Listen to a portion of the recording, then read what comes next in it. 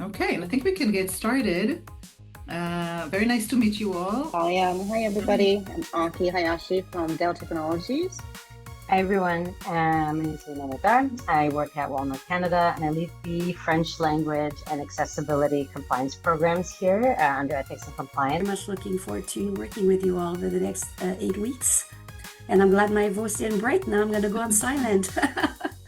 So traditional product management managers, they typically work in siloed teams. So you would have, your UX researcher, your data scientist, your engineer, your UI UX designer, but for that specific code base. This is how it's set up traditionally in companies. However, international product management is all code bases and all functions. So having an adaptive backend is, just some quick examples is basically having microservices, cloud native, interconnected network level AI, that allows for a more adaptive and more flexible backend. So identifying what is that something that people want is the process that we need to go through, is kind of those 5 steps. Identify those 3 top questions that would correspond to your PRD. So the first section of your PRD is the what. What problem are you solving for?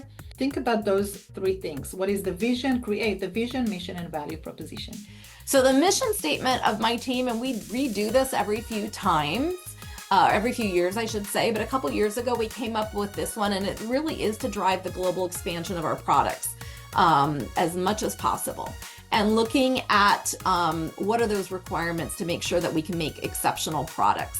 We not only go into our products themselves, but looking at integrated analytics. And there is not the luxury anymore for product managers to not understand data and not bring that into your business. And so think about that when you are learning things. Take a few classes to understand that. And I love what Chuck said in a letter to the company. It was longer, but this one part where he said, while we operate locally, we must think globally. So when we ask the question, who are we optimizing for? So kind of ask some big questions like, are we optimizing for existing customers or for new customers?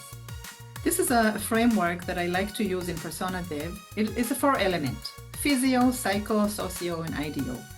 So each of these elements can relate directly to the person themselves. But, how we define and measure success is going to be different in different markets. We can never have global KPIs. So again, what we measure and how we measure it, this is very, very important. When we deal with pricing and payments, with checkout flow, and we need to define the KPIs, what are we actually measuring? We're actually measuring 2 things that relate to voluntary or involuntary churn. So it's really all about retry and reacquire versus refund request. I hope this was helpful for your work. Would love to hear your feedback. And thank you very much. Thank you so much. Thank you.